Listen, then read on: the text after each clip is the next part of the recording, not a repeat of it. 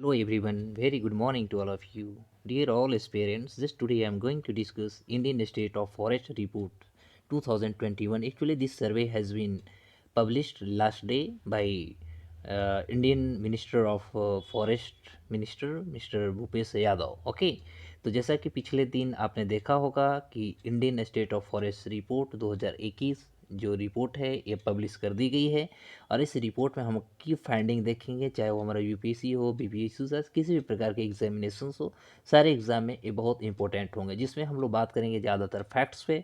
Facts के आधार पर सारे क्वेश्चंस को हम सॉल्व करेंगे। साथ ही साथ एक ऐसे की नोट्स की भी तैयारी करेंगे जिससे कि हमारे मेंस में लिखने में बहुत सहयोगी हो सकता है, बहुत ज़्यादा हेल्पफुल हो सकता है।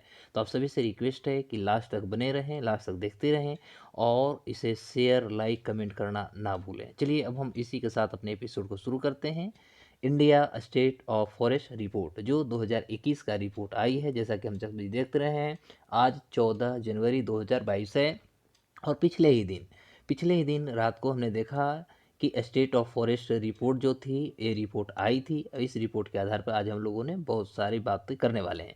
तो जैसे कि आप देख सकते हैं, ISFR जो है 2021 यानी इंडियन स्टेट फॉरेस्ट रिपोर्ट जो है, ये फाइंड आउट किया गया है the forest and tree cover in country. Bharat के जितनी भी जोग्राफिकल बाउंड्री है, तो जोग्राफिकल बाउंड्री में जितने भी फॉरेस्ट हैं, ट्रीज हैं, कितना कवर करता है, क्या परसेंटेज है, कितना हेक्टेयर इसमें जाती है, ये सारी चीज़ों पर हम डिस्कस करना है। तो जो कि आप देख सकते हैं, एडिशनली लगभग 1540 स्क्वायर किलोमीटर पिछले 2 साल में 1540 स्क्वायर किलोमीटर से भी ज़्यादा इसमें बढ़ चुका है। Is it okay? अब हम देख सकते हैं दूसरे एपिसोड, दूसरे आप स्लाइड के आधार पर भी देख सकते हैं। तो इंडिया स्टेट जो फॉरेस्ट सर्वे आई है 2021, तो मिनिस्टर फॉर फॉरेस्ट, ध्यान देंगे, मिनिस्टर फॉर फॉरेस्ट या minister for environment, forest and climate change अभी कौन है? भूपेश यादव है, ठीक है। इन्होंने पिछले दिन ही India state of forest report प्रस्तुत किया और प्रिपेयर जो किया गया था वह FSI के द्वारा किया। FSI का मतलब होता है फॉरेस्ट सर्वे ऑफ इंडिया, ठीक है। तो फॉरेस्ट सर्वे ऑफ इंडिया के द्वारा ये रिपोर्ट प्रिपेयर किया गया था, जो श्री भूपेश यादव जी ने इसको पब्लिश किया। तो इस रिपोर्ट के आधार पर हम कह सकते हैं कि भारत के जितने भी रिसोर्सेज हैं, वे सारे रिसोर्सेज, इसकी क्या कंट्रीब्यूशन है, रिसोर्सेज जितने भी हैं इसमें हमारी फॉरेस्ट तथा ट्रीज की क्या कंट्रीब्यूशन है, कितने ये मैंडेटरी होता है, ये सारी चीज़ों पे आज हम लोग डिस्कशन करने वाले हैं। तो जैसा कि आप देख सकते हैं कि जो 2021 का हमारा जो रिपोर्ट आई है, इसमें भारत का, चाहे अब हम बात करते हैं भारत की जो भी जोग्राफिकल बाउंड्री है, जोग्राफिकल एरिया है और यूनियन टेरिटरीज है, तो इसमें लगभग 33% से भी अधिक जो है हमारे यूनियन टेरिटरी तथा भारत के जो राज्य हैं उस पर ट्रीज और फॉरेस्ट जो है कवर हुए हैं, जिससे कि हम कह सकते हैं हमारे जोग्राफिकल एरियाज़ का एक अच्छा खासा क्षेत्र जो होता है वो फॉरेस्ट से कवर हो चुका है। और इस डेटा के आधार पर हम कह सकते हैं कि इंडिया अभी 80.9 मिलियन हेक्टेयर यानी 80.9, मोटा मोटी आप कह सकते हैं लगभग 81 मिलियन हेक्टेयर जो हमारा लैंड है, या कह सकते हैं जो जियोग्राफिकल हमारा एरिया है, उस पर अभी लगभग फॉरेस्ट और ट्रीज जो है कवर कर चुका है 81 मिलियन हेक्टेयर पर। अब इस आधार पर आप देख सकते हैं कि भारत के 17 राज्य, ठीक है, भारत के 17 राज्य तथा यूनियन टेरिटरीज जो हैं, लगभग आप कह सकते हैं कि भारत की जो जियोग्राफिकल एरिया है जो फॉरेस्ट से कवर है वह 33% से भी ज़्यादा लगभग शेयर हो चुका है, या कह सकते हैं कवर हो चुका है। इस आधार पर हम सबसे पहले बात करेंगे कि यह जो रिपोर्ट आई है इंडियन फॉरेस्ट सर्वे का, इंडियन फॉरेस्ट सर्वे का रिपोर्ट क्या होता है, इंडियन फॉरेस्ट सर्वे है क्या। तो सबसे पहले याद रखें कि इसका स्थापना 1965 1965 ईस्वी में ही PI यानी pre investment survey of forest resources के द्वारा इसको इस्टेब्लिश 1965 में ही कर दिया जा चुका था। लेकिन इसको हम ऑफिशियली यदि कहें तो इसकी ऑफिशियली घोषणा या ऑफिशियली जो इसकी इस्टेब्लिशमेंट हुआ है वह 1 जनवरी 1981 को हुआ है। 1981 को, 1 जून 1981 को इसका इस्टेब्लिशमेंट की गई है। इसकी जो हेड क्वार्टर है आप देख सकते हैं देहरादून में है। उत्तराखंड जो भारत का एक राज्य है, जो पहाड़ी क्षेत्र है या हिम हिम कह सकते हैं राज्य है, जहाँ पर स्नोफॉल ज़्यादा होता है, तो वहाँ पर इसका हेड क्वार्टर है। अभी वर्तमान में इंडियन फॉरेस्ट सर्वे का जो डायरेक्टर जनरल हैं वो पंकज अग्रवाल जी हैं, ठीक है। और इसके जो पेरेंट ऑर्गेनाइजेशन है, तो भारत का जो मिनिस्ट्री ऑफ इन्वायरमेंट मतलब हम कह सकते हैं पर्यावरण तथा जंगल और कह सकते हैं क्लाइमेट जो चेंज मंत्रालय भारत गवर्नमेंट ऑफ इंडिया का, उसके अंतर्गत यह आता है। मतलब हम कह सकते हैं कि इंडियन फॉरेस्ट सर्वे जो है यह ये पेरेंट जो इसकी बॉडी है वह ministry of environment, forest and climate change जो गवर्नमेंट ऑफ इंडिया के अंतर्गत आती है। अब हम बात करेंगे India state of forest report में कुछ फैक्ट्स के बारे में बात करें कि इस पे क्या क्या चर्चा की गई। तो जैसा कि आप देख सकते हैं कि इंडिया का जो फॉरेस्ट कवर है, यानी भारत का जो जंगल क्षेत्र जो है वह लगभग 7,000, ध्यान देंगे इस पॉइंट को आप याद रखें, 7,13,789, ओके, 7,13,789 स्क्वायर किलोमीटर पर अभी हम कह सकते हैं कि फॉरेस्ट जो है कवर कर चुका है, जो लगभग हम कह सकते हैं भारत का जो जियोग्राफिकल एरिया है या जियोग्राफिकल एरिया का लगभग 21.71% कंट्री का जो क्षेत्र है इसको ये कवर कर लेती है। और इस आधार पर हम कह सकते हैं जो 2019 में मोटा मोटी आप देख सकते हैं कि 2019 से लगभग 21.67% का ग्रोथ हुआ है, या कह सकते हैं कि 21.67% का इसमें इंक्रीमेंट देखने को मिला है।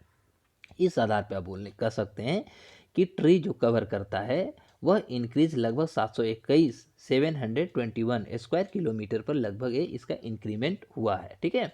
और इस आधार पर हम कह सकते हैं कि भारत में फॉरेस्ट का जो कवर क्षेत्र है वो बहुत तेज़ी से फैला है, बहुत तेज़ी से कह सकते हैं ग्रोथ किया है। और इस आधार पे भारत में बहुत सारे ऐसे क्षेत्र थे जहाँ पर हम कह सकते हैं कि धीरे धीरे जंगल का जिस तरह से फॉरेस्ट डिफॉरेस्टेशन हो रही थी, समस्याएं उत्पन्न हो रही थी, अब धीरे धीरे वहाँ पर भी फॉरेस्ट हुए हैं, डेंस फॉरेस्ट होने की संभावना भी बन रही है और वहाँ के लोग भी जागरूक हुए हैं, सरकार की जिससे योजना परियोजना चलाई जा रही है।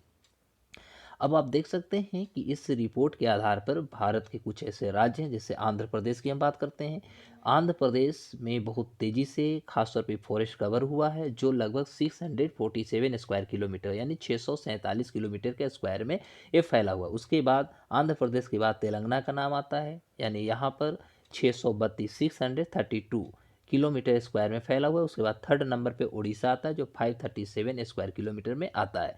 तो इस आधार पर आप कह सकते हैं कि भारत के तीन ऐसे राज्य हैं, भारत के तीन ऐसे राज्य हैं जहां पर हम कह सकते हैं फॉरेस्ट कवर जो है सबसे ज़्यादा हो चुका है। उसमें आंध्र प्रदेश, उसके बाद तेलंगाना, तीसरा उड़ीसा का नाम आता है। और इससे भी सबसे ज़्यादा इम्पोर्टेंट फैक्ट इस दैट होता है कि आप देख सकते हैं, यदि हम इसमें इस रिपोर्ट के आधार पर बात करूं तो आप देख सकते हैं कि मध्य प्रदेश है ना, मध्य प्रदेश भारत का एक पहला ऐसा राज्य है जहां पर लार्जेस्ट फॉरेस्ट कवर है, यानी सबसे ज़्यादा फॉरेस्ट कवर करने वाला जो क्षेत्र है भारत के राज्यों में उसका नाम आता है मध्य प्रदेश, एमपी, ठीक है।